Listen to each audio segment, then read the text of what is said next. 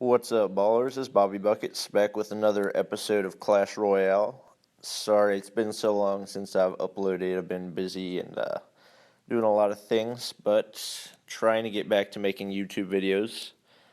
As you can see, I finally reached Arena 6. That actually just happened today. So I'm at 1,762 trophies. Check out my current lineup. My average cost is 4.4, which is a little higher than probably what's recommended, but it's actually been working super well for me. I've got level 7 Barbarian, 7 Knight, 7 Minion Horde, and then level 4 Wizard, Fireball, Hog Rider, Goblin Hut, and Freeze. I was using the, the Tombstone before, but the Tombstone actually got nerfed. It used to release 8 skeletons whenever it got destroyed. Now it only releases 4, so it's not quite as useful. So I've decided to put the Goblin Hut in instead, and that's actually been working super well. We'll just go ahead and take a look at one of my recent battles. Let's see. That 3-0 was probably because he disconnected or something, so we'll take a look here. Typically, my strategy is to start out with defense, and then towards the last minute, start playing a little more offense. So, main way I do that is with the combo of the Hog Rider and the freeze spell, which has been super effective, especially if you get some guys in front of him to take some of the damage. So, typically, people will start out with the just the 3 spear goblins, which is pretty easy to counter with a knight, since he usually takes less than half of his damage to get rid of those. I usually try to get the Goblin Hut out early, just because getting some guys up there makes it a little bit easier to counter opponents' mobs. So you can see here just some typical counters. He's using his Minion Horde, countered the goblins with the wizard. Probably wasn't the best option on that, since that cost 5 elixir and his goblins would have only cost him 2, but he took away most of those barbarians' health, so the knight can get rid of the rest of it. Let's see. Still mainly playing defense.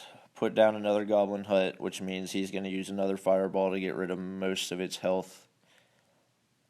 Which is okay because it's not a bad trade. I usually still get 2 or 3, maybe 4 goblins out of it.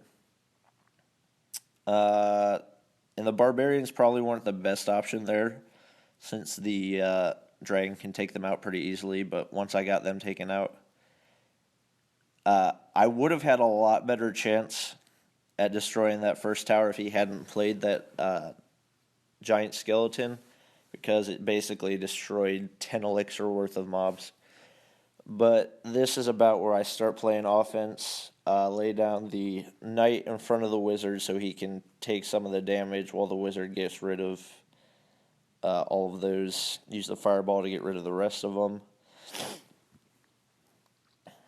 Put down another Goblin Hut to get some in front, and then knowing that he was going to use a fireball to counter, and he would be down a few elixir, I could put down my Hog Rider and those barbarians, so he takes out a big chunk of the tower's health, because the goblins aren't really enough to take out much of the Hog Rider's health. Wizard will take out the dragon, knight goes out in front, and then the wizard should take out most of those, and it'll probably take out all of the Minion Horde. I found that the level 4 wizard is way more effective than the level 3 wizard, because he can take out 100% of the, level 7 Minion Horde. He can take away 100% of their health, which is extremely useful, because otherwise it would take it would take 2 hits for him to get rid of all their health. Once I get rid of this Expo, it's going to be pretty much smooth sailing because those guys are going to destroy all of the barbarians, and then I'll send down Hog Rider. I'll freeze once he drops a counter, and that will be the game because he doesn't have any more counters. So, yeah, that's my main strategy. Usually the combo of the Hog Rider and the freeze spell will get rid of one of the towers in 1 or 2 attacks. So unless the guy has some super good strategy, I will typically win. Or if I just do something stupid, play a bad counter, or accidentally misfire. I frequently misfire on my fireballs and my free spells just because I'm not paying attention. So that's about it for this episode.